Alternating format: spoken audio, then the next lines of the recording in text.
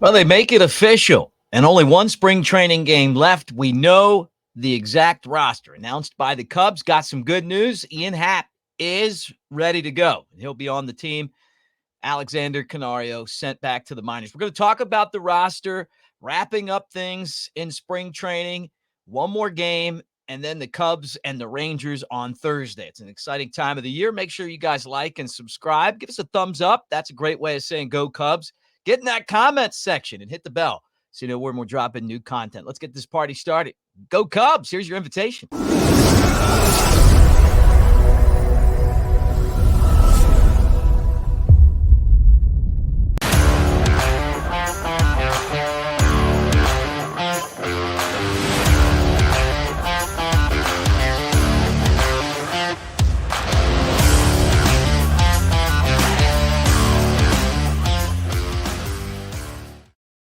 What do you say, everybody? It's Mick Gillispie at Broadcaster Mick on the socials, and it is great to talk to you guys today as we're now one spring training game from the end of the season. And what we're seeing is Seiya Suzuki is locked in. He's ready to go.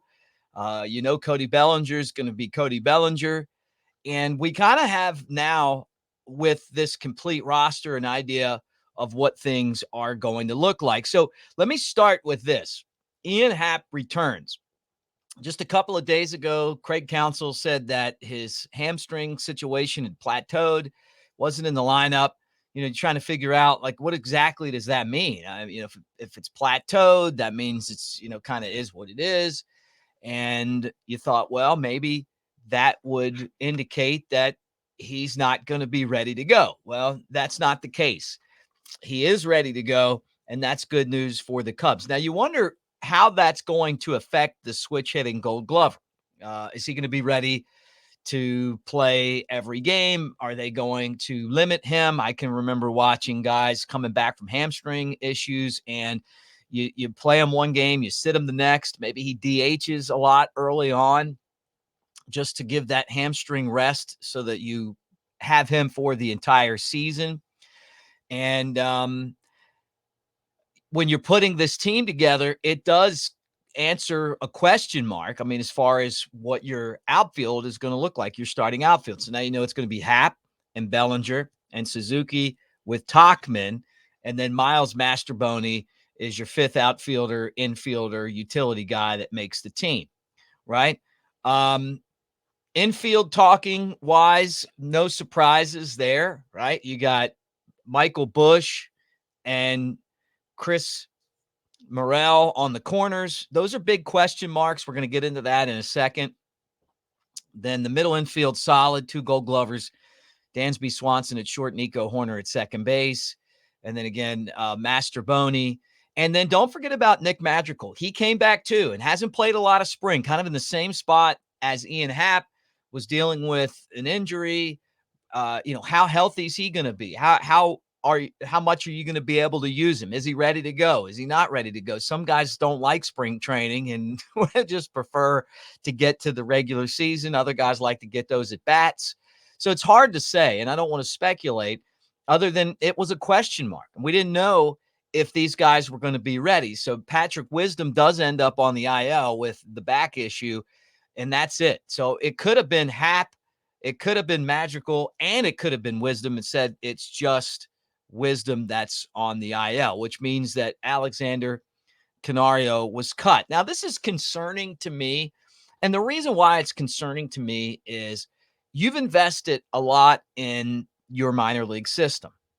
And I think a lot of other organizations would have given some of these opportunities to guys that they've developed. And this is a guy that was traded by San Francisco in the Chris Bryant deal. But for all intents and purposes, this guy's ready to be a major leaguer. Now, the argument's going to be, we got to put him in the minor leagues so he gets at bats.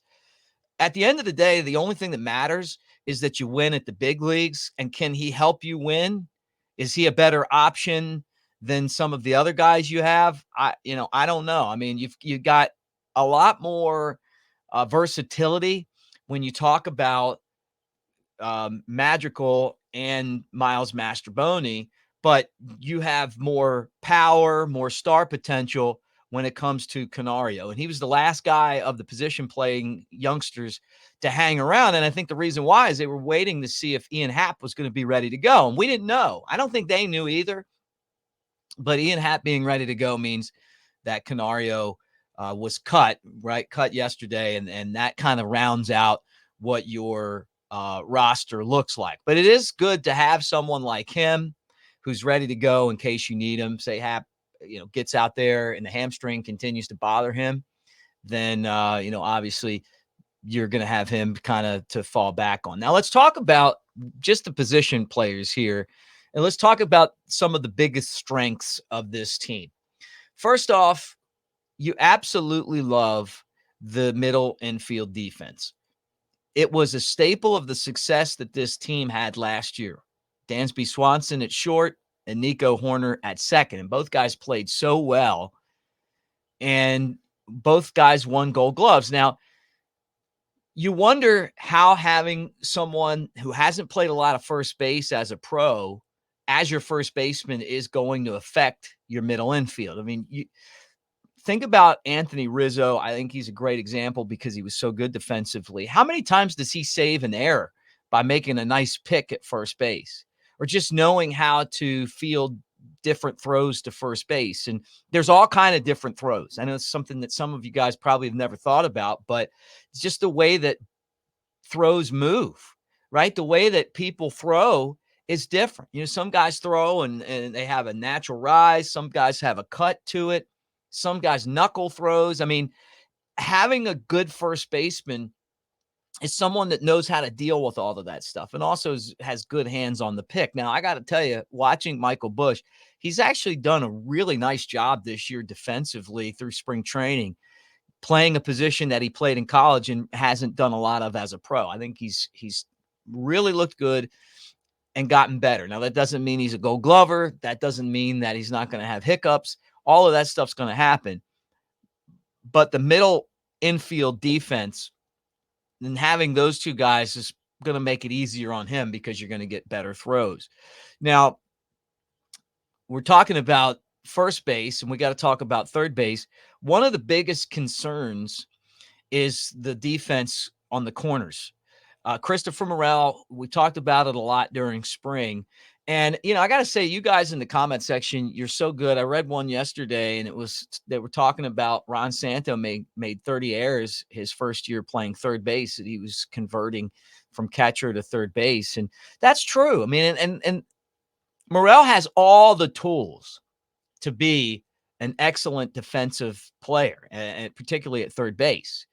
But the consistency just hasn't been there yet. Now, that doesn't mean that eventually he's not going to figure that out and it's not going to happen. But how is that learning, is that growing, those mistakes going to affect the success of the team? And it's not like third base gets a ton of balls hit that way, but I'll tell you what, when you're making mistakes, the ball finds you. I don't know how that happens in this game. It just does. So keep that in mind as he is tackling third. And then we talked a little bit about Busch being at first base and what that means. I think that one of the most important defensive positions on the field is first base, just because they touch the ball so much. I'm not one of these guys that says, hey, you can put anybody at first base. I think you got to put somebody over there that's got great hands and feet and that saves your infielders errors. And I think teams that put somebody at first base that's not good defensively makes your team not as good. Outfield speaking, I think that the outfield looks really good. Seiya Suzuki is humming heading into the regular season.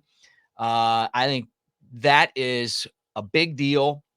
And I really feel like he's going to continue, or at least he's got all the momentum to continue what we saw him do at the end of last year. Cody Bellinger, I don't know why, but I'm not worried about him in the least bit. And, you saw Mike Tauchman. He was a really good fourth outfield option. And then the question mark on your left fielder and his health, Ian Happ. And we talked about that. How's that going to affect him? How much is he going to play early in the season? Is the hamstring more of an issue as a right-handed batter or as a lefty? So those are questions that are going to need to be answered. Now, talking about the pitching, we kind of got into this yesterday, and we were right that Jose Quas and Luke Little would make the team, and that Hayden Wisniewski would go to the minors, and that's exactly what happened. So pitching is set. No real surprises there at all when it comes to how that all ended up shaking out. Um, and again, when you talk about the pitching, it's Justin Steele, Shota Imanaga, Kyle Hendricks, Jordan Wicks, Javier Assad, Drew Smiley. Is that bullpen guy, first, guy to fill in if they need somebody early. Hector Neris, Yancey Almonte, Julian Merriweather, Adbert Alzolay, and Mark Leiter Jr., right? So there you go. And I think when you look at that, with Little and Quas kind of being the guys on the back end, I love Luke Little being part of the staff. I think that he's got to continue to get more consistent with throwing strikes, but big left-hander, and he's got a lot of potential. And Quas is someone that I'm, waiting for the Cubs to kind of figure out how to be more consistent. But he can throw a lot of innings, with that sidearm stuff that he does. And then Jamison Tyone and, obviously Patrick Wisdom start on the IL. So that's your roster right there. Pitching wise, you say, what are the biggest weaknesses? Honestly, having Tyone on the IL makes you a little bit weaker. Maybe Luke Little or Jose Quas make the team because of that. I think that he'll be back probably middle of the month.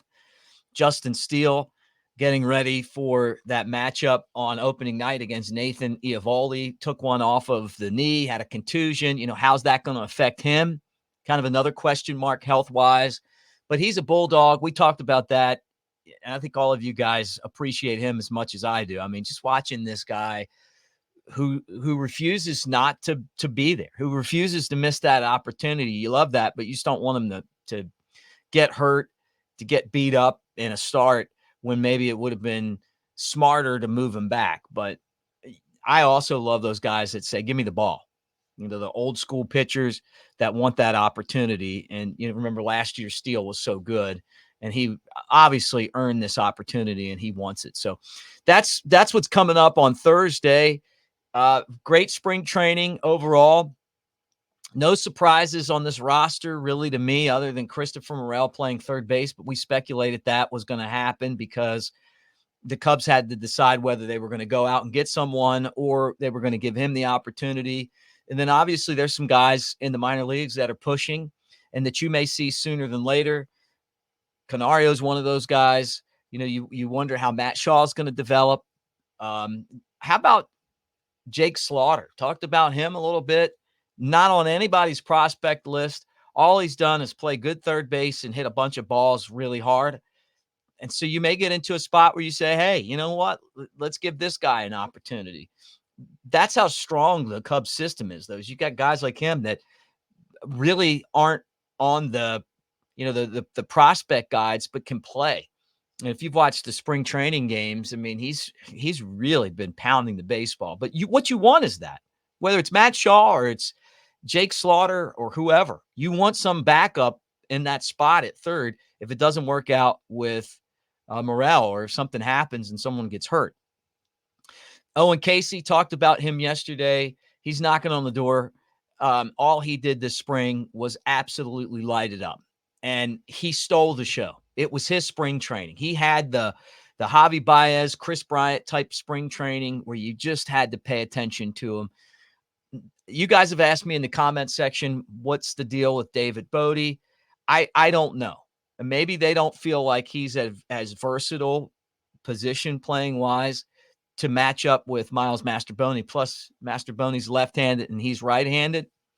But I think we all agree that Bodie can play some and that he, as far as a utility guy goes, you're paying him to be a big leaguer, and you would think maybe at some point he'd get an opportunity, but he's not on the 40-man roster. and he's an option for the Cubs down the line. But I thought he had a really good spring training as well and turned some heads. So one more game, and then and that's it. So when I talk to you next, it'll be all about pushing for opening day. Again, want to thank you guys for getting in the comments section. Great hearing from all of you guys out there. It's been fun trying to figure out what this roster is going to look like. Craig Counsell's first. And remember this, I guess I should leave you with this. Just because you made the opening day roster doesn't mean you're going to be around that long. And I think that there's some guys on that are going to make this team at the beginning of the season that are on a really short leash when it comes to they better produce or one of the young guys is going to take their job. And I'm telling you right now, that's the sign of a healthy organization. All right, thanks. Tell me who you're most excited about seeing this year. Who do you think is going to be the Cubs MVP, the Cody Bellinger from last year? And who is it that you're most excited about on this 26-man roster that's opening the season to watch? Is it Morel and what he does at third base, if he's able to do that? Is it Michael Busch? Could he be a Rookie of the Year candidate at first base? Is he going to be able to translate what he did in the minor leagues to the big leagues? You know, I didn't talk about Yan Gomes, who's the catcher, and Miguel Amaya, who Counsell says he's going to have to really work hard to get more playing time, but maybe it's him. You know, maybe it's him, someone that could come in there. Maybe it's a Luke Little who can throw BBs if he throws strikes. One of the tallest Cubs of all time. Or maybe it's Shota Imanaga, who's on target right now to start his first ever game for the Cubs opening day at Wrigley Field. All that and more. Tell me what you guys think. All right, thanks for hanging out with us. Like and subscribe. Give us a thumbs up, and we will talk to you again soon. Go Cubs.